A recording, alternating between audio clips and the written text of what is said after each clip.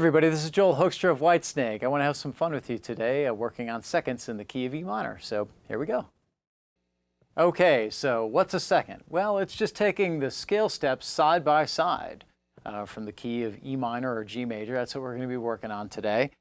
So in other words, like if we were going to take the G major scale, G and A, obviously they're on the same string together, side by side, but we're going to work on taking G and A wherever, places we can find them where they're on neighboring strings. And you might say, well, that sounds really ugly. But there is a way to make these sound cool, and I think you can come up with some unique riffs and lick ideas by working with seconds.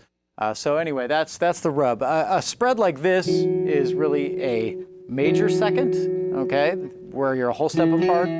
If notes are a half step apart, that's what's referred to as a minor second or a flat second. Okay, so just using the notes of the E minor scale, which is the same thing as the G major scale, across the fingerboard here, I'm just going to work with every series of second that we can find. Exercise 1 is a great way to get started, just in doing that on the A string and the D string. So I'm using E as our root note to give us a tonality of E minor, okay? And I'm working with clean today because seconds rub a lot. This really will work better probably in clean, but it can really work. You can find some cool stuff with seconds and high gain as well. Anyway, there's the opening phrase. You can see I'm taking this side by side D and E, moving it up, okay? These are just the notes that are in key.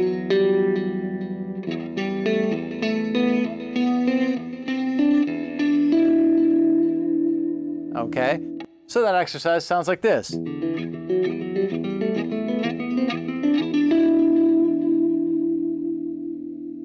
Okay, you can hear when it's moving, you lose some of that dissonant edge of the seconds. It gives it just kind of enough of a cool rub to make it unique. It does sound different to me then, which is basically what we're doing. It's just giving it some sustain. And there's where you get your different sound.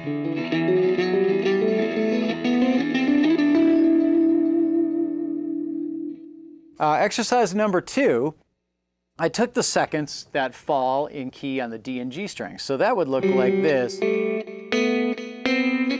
basically take every other note, you're going to see what they are. Basically take the low notes of this phrase in exercise 2, and you're going to see what the seconds are. Okay, now, instead of just going,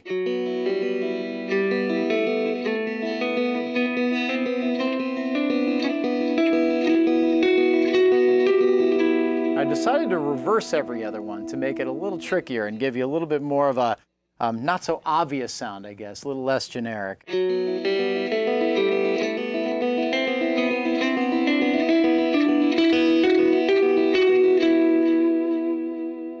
Now I'm using hybrid picking, but that's a staple of my playing. So I'm using the pick and the middle and the third fingers to get those, the B and the E up here. The pick is getting these bass notes, okay? So all the seconds basically is what the pick is getting. And I'm filling in to give us an E minor tonality with my middle and my third finger up there. And here's exercise 2 for you.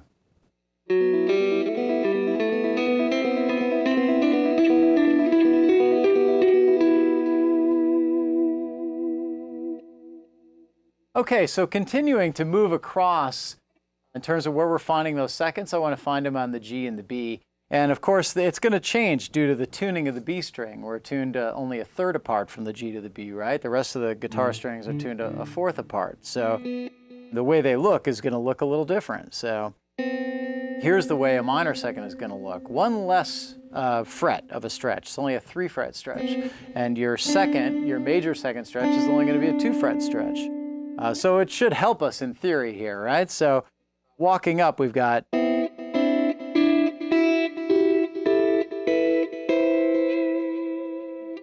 So again, just trying to get us that E minor tonality. I'm going to go with the low E as the opening, okay? You can play this however you want. Keep these lessons conceptual in nature. So if you just want to, if you like the way a chord sounds, go with that, man. Okay, hopefully you can find some cool stuff through these. But what I did is I wrote it out in terms of like kind of a classical exercise, going low note, and then the 3 up here on the G, B, and E.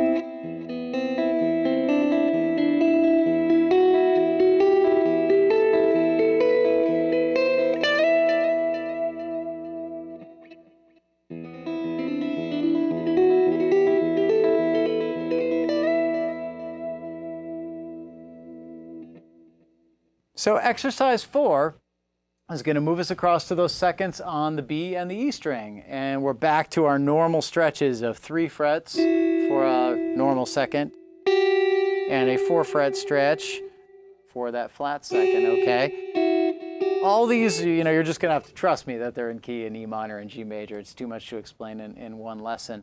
But the pattern, again, just to get that E minor tonality, I have the low E droning. So you can...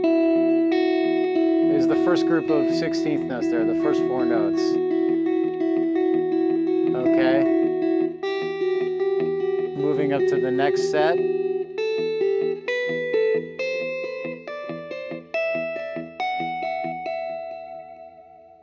So all in all, we have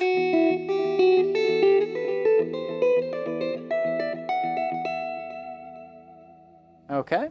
Hopefully you can come up with some cool clean parts with those. And again, you don't have to move it around. Most of these exercises are going through almost like a scale-like fashion just to show you the way it would progress. But a lot of times you're going to want to just find 1 or 2 that are really cool to make it the money rhythm part. You know, I don't know if I necessarily would play that whole scale in a song, but that's a cool part.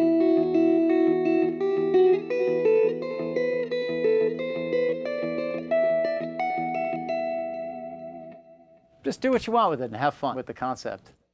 So exercise 5 is going to focus on bouncing back and forth between the seconds on the G and the B that we've already covered and the seconds on the B and the E. So that's going to sound something like this if I just focused on where we're putting our left hand.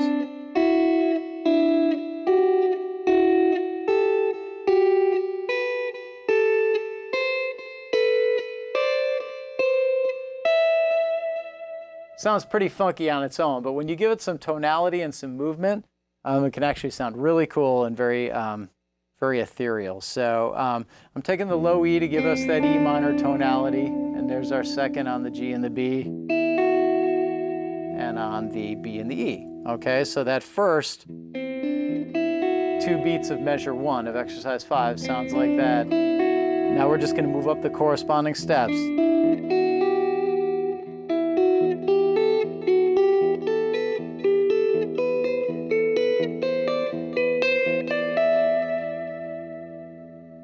So we end up with and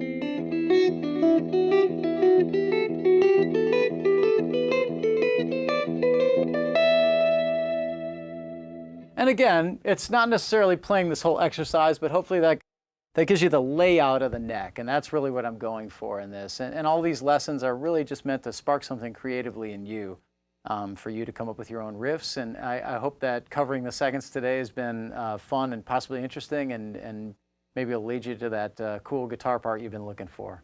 All right, cheers guys, I'll catch you next time.